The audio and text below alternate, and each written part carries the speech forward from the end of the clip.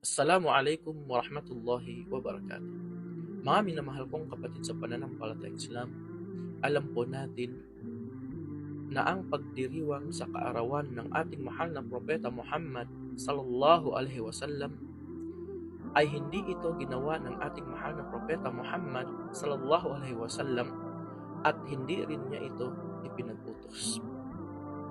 Si Allah subhanahu wa ta'ala ay inutusan niya tayo na sumunod sa lahat ng anumang ipinag-utos sa atin ng ating mahal na propeta Muhammad sallallahu alaihi wasallam, at inutusan din tayo ni Allah na umiwas mula sa lahat ng anumang ipinagbawal sa atin ng ating mahal na propeta Muhammad sallallahu alaihi wasallam. At kapag ginawa natin ito, tunay na tayo ay mapagnubayan ni Allah subhanahu wa ta'ala. Sinabi niya, wa in tuti'uhu tahtadu. At kapag kayo ay sumunod sa kanyang sugo na si Propeta Muhammad sallallahu alaihi wasallam, kayo ay mapapatnubayan. At ang mga sahaba o mga kasamahan ng ating mahal na Propeta Muhammad sallallahu alaihi wasallam, sila na ang pinakamaalam na tao hinggil sa relihiyon ni Allah subhanahu wa ta'ala. Sila na ang pinakamasigasig sa paggawa ng mga kabutihan.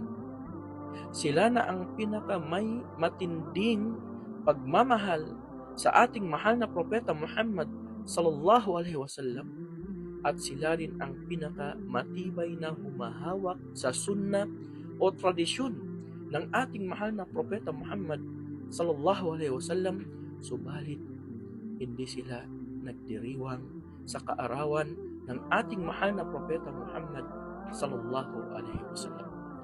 Kaya lagi po nating alalahanin ang sinabi ng ating mahal na propeta Muhammad sallallahu alaihi wasallam sa isang mapapanaligang hadith na iniulat ni Imam Ahmad, Abu Dawud, Tirmidhi at Ibn Majah.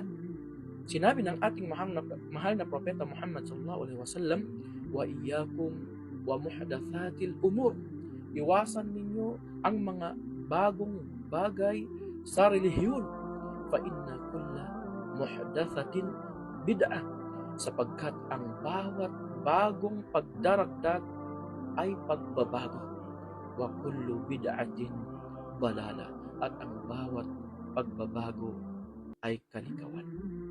Panatiliin nawa tayo ni Allah subhanahu wa ta'ala sa pagsunod sa sunna o tradisyon ng ating mahal na propeta Muhammad sallallahu alaihi wasallam. Wassalamu alaikum warahmatullahi wabarakatuh.